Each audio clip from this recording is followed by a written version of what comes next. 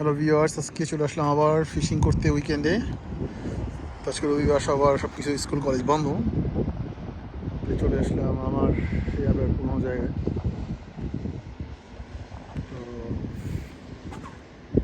পানিটা খুবই সুন্দর আজকে, একদম কোনো স্রোত নাই নদীতে। আমি 4টা বসিয়ে ফেলছি আবার, এই পাশে 2টা আর এই পাশে 2টা।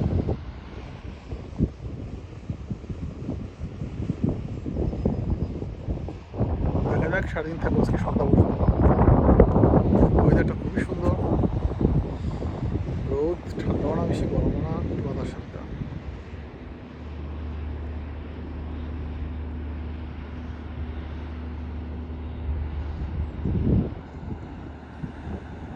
দেখা যাক আজকে সারাদিন কী অবস্থা হয়।